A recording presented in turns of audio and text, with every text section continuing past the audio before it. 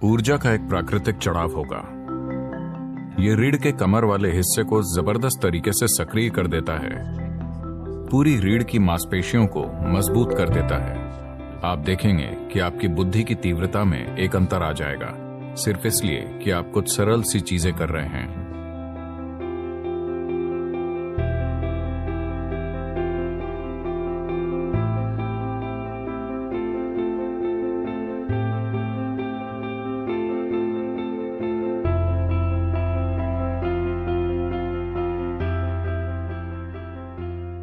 आखिरकार जो कुछ भी आप अपने जीवन में करना चाहते हैं, उसे लेकर आप में कितनी स्पष्टता है, इसी से सब तय होता है। हमेशा ऐसा होता है, हाँ या ना? अगर आप में स्पष्टता नहीं है तो आप आत्मविश्वास से इसकी भरपाई करने की कोशिश करेंगे। आत्मविश्वास स्पष्टता का एक बहुत ही खराब विकल्प है। यह ऐसे है मानो कोई व्यस्त हाईवे है, गाड़ियां तेज रफ्तार से दौड़ रही हैं, आपकी नजर साफ नहीं है, पर आप में आत्मविश्वास है। आप अपने राशिफल की ओर देख सकते हैं। आप जानते हैं राशिफल? तो आप कह सकते हैं, मेरा राशिफल कहता है मैं 90 साल तक जीऊंगा, मुझे कुछ नहीं होने वाला, और आप शायद रास्ता क्रॉस कर लें। या किसी नारे के इस्तेमाल से आत्मविश्वास पैदा कर सकते हैं। आप जय श्री राम कह सकते हैं, आप अल्लाह अकबर कह सकते हैं, हेल मैरी, जो भी आप चाहें, जो भी आपकी मदद करता हो, जोर से नारा बोलिए और आगे बढ़ जाइए।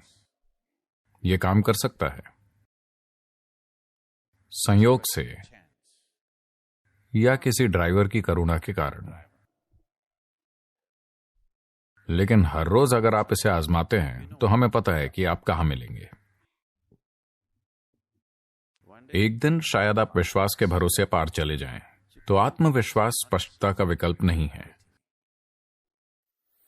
If you want to do anything successfully, you must have clarity, isn't it? अगर आप कुछ भी सफलतापूर्वक करना चाहते हैं तो आप में स्पष्टता होनी चाहिए, है ना?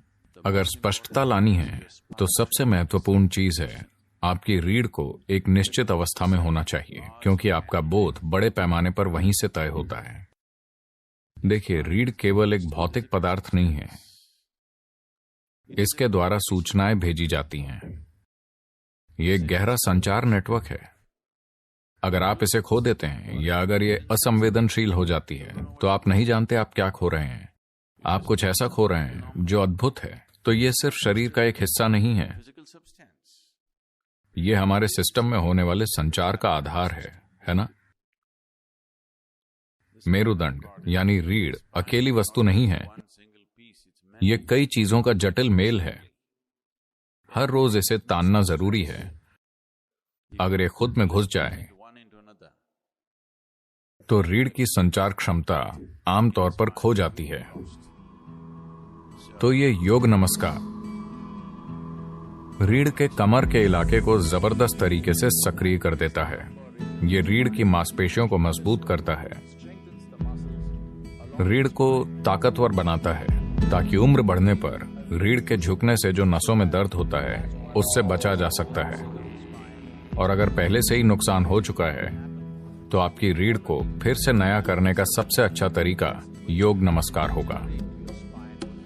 इसके फायदे पूरे शरीर में होते हैं। योग नमस्कार अपने आप में एक बहुत ही सरल और संपूर्ण प्रक्रिया है।